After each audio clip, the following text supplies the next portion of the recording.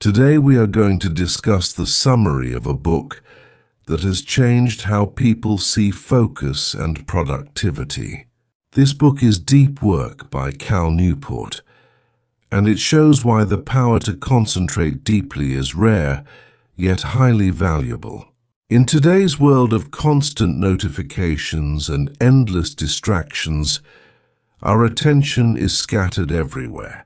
Deep work argues that only those who resist shallow tasks and train focus will succeed in producing meaningful results. The author begins by pointing out that shallow work, like emails or online browsing, may look busy, but it rarely helps us grow because it does not push our brain to work at its highest potential. Deep work, in contrast, means giving full attention to one demanding task without interruption. This is the kind of effort that leads to solving complex problems, building new ideas, and mastering skills. Cal Newport describes deep work as a superpower in today's economy. Those who master it achieve extraordinary progress in less time, while others drown in distraction. Think of a writer who blocks out the world and writes with full focus for hours. The result could inspire thousands, while others waste their day in shallow activities that add little value. The lesson here is that deep work is not just efficiency, but a path to real meaning.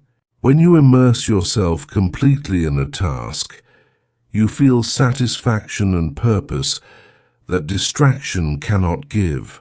He shares examples of thinkers and scientists who reserved long hours for undisturbed concentration. Their breakthroughs came because they protected their focus from the constant noise of the world. The modern world often rewards quick replies and surface-level results.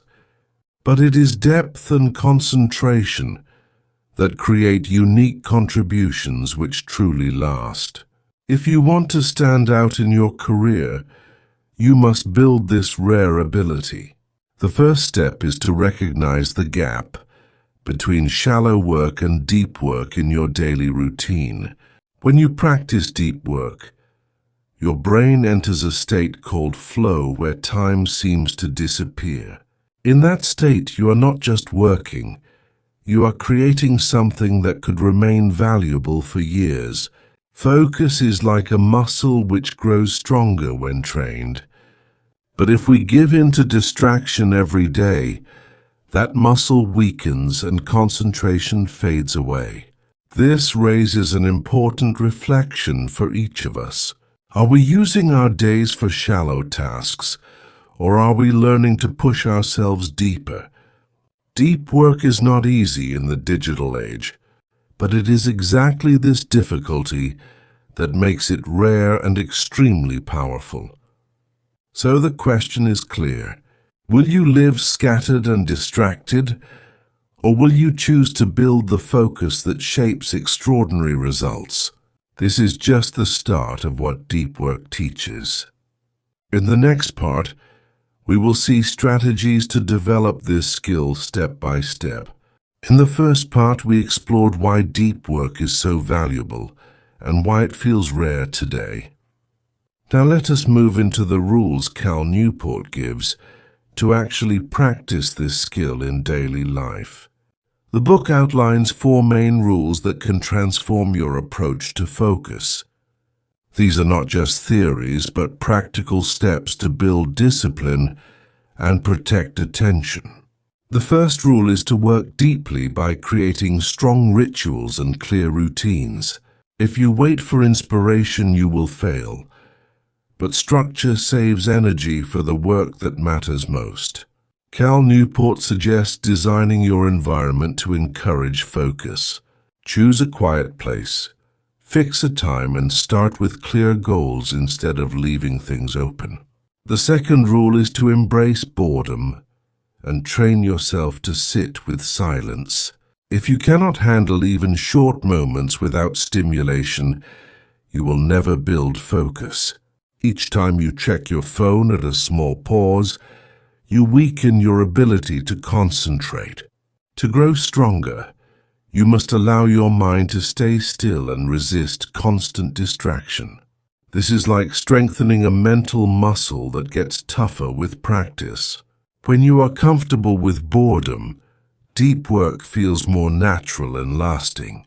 The third rule is to quit social media, or at least use it very carefully.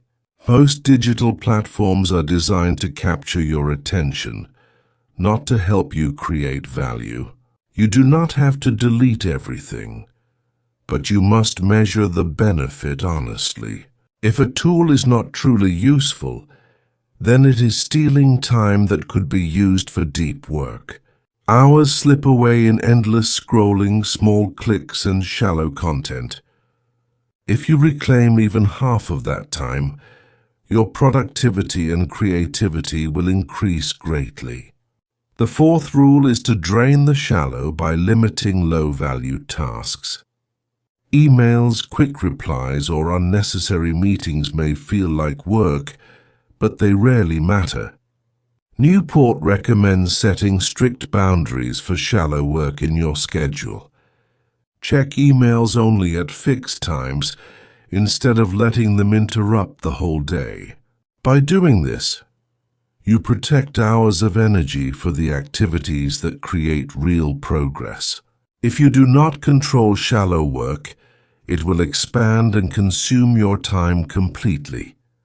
These rules sound simple, but the challenge is to practice them with consistency. The real test is not understanding the ideas, but reshaping your habits to fit them. Cal Newport stresses that deep work is more than a productivity trick. It is a lifestyle choice that values focus, craftsmanship, and meaningful output. The more you live by these principles, the easier it becomes to enter deep concentration. And once you taste the rewards, shallow distractions lose much of their control. This completes the explanation of the 4 rules of deep work. In the next part, we will see examples and stories that prove these rules in real situations. Now let us explore the stories and examples that show how these rules work in real life. Cal Newport shares the story of Carl Jung, the famous psychologist, who built a tower in the woods. He used this retreat to escape distractions so he could think deeply and produce groundbreaking ideas. The lesson is that even the brightest minds needed strong rituals to protect focus. Without that deliberate choice, their creativity would have been scattered and weakened. Another example comes from writers who set strict hours for uninterrupted work.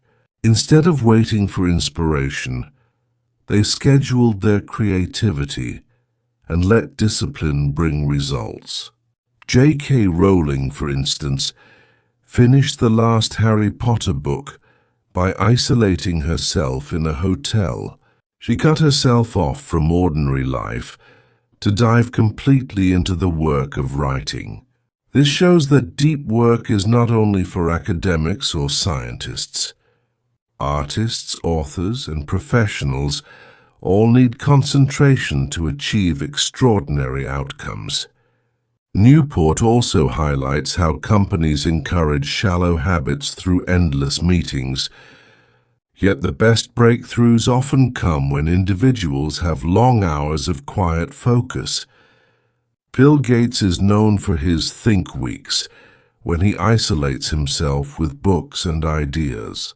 Some of Microsoft's most important directions came from those stretches of deep reflection. The point is that deep work can be applied in any field or profession. Whether you write, design, teach, or code, focus gives you the edge to create something lasting. The book explains that the ability to do deep work becomes a competitive advantage. In a noisy world, those who can go deep will stand apart from those stuck in shallow activity. Think about the difference between someone answering emails all day and someone building a new product. One is busy but replaceable. The other is rare because depth creates unique value. Newport reminds us that deep work is not about working more hours. It is about working smarter, by giving full attention to fewer but higher value tasks. This is why professionals who master deep work often achieve results that seem impossible. They learn difficult skills faster and produce work that others cannot easily match. He stresses that talent alone is not enough without focus. Great achievements require both ability and the discipline to channel that ability into deep effort. The stories in this book make us reflect on our own patterns of work. Are we building space for depth, or are we letting shallow routines consume our time? Every example shows that the world rewards those who go deeper. But the choice is ours, whether we want to stay distracted or invest in real concentration. This part makes it clear that deep work is a universal principle. In the next section, we will focus on practical methods to bring it fully into our daily routine. We now reach the final part of the book, where Newport gives concrete steps. He wants us not just to admire deep work, but to practice it daily with intention. The first method is to schedule deep work on your calendar. Treat it like an appointment, so your brain knows this time is reserved only for focus. He suggests working in blocks of 90 minutes or 2 hours. During these sessions, you remove all distractions and commit to one important task. The second method is to embrace boredom instead of avoiding it. Most people rush to their phones when they feel restless, but Newport says wait and sit with it. Training yourself to tolerate boredom strengthens your mental focus. It teaches your mind not to crave instant stimulation all the time. The third method is to quit social media, or at least limit it sharply. If a platform does not bring real value to your work or life, then eliminate it. This step may sound extreme, but it frees your brain from constant shallow pulls. Every notification avoided is extra energy saved for deeper concentration. The fourth strategy is to drain the shallow work. This means cutting down low-value tasks like endless emails, unnecessary meetings, and busy work. He advises creating strict boundaries on your working hours. When you limit your time, you automatically prioritize the tasks that matter most. Another tool is the shutdown ritual at the end of each day. By saying, "I am finished," you let your brain fully rest and recharge for tomorrow. Rest is not laziness in this system. It is essential for deep work. Your brain needs recovery to perform at high levels again and again. Newport argues that deep work is like a superpower in today's world. Very few people can do it, but those who can become irreplaceable. He warns us that shallow work might feel urgent, but it rarely changes lives. Deep work, on the other hand, produces things that truly matter and endure. Think of it as the difference between answering quick messages and writing a great book.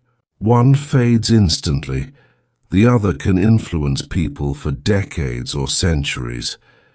The message of the book is simple but powerful.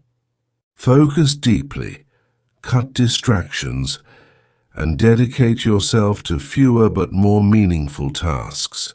In this noisy digital age, the ability to go deep is like a rare currency. Those who master it will thrive, while others stay stuck in constant shallows.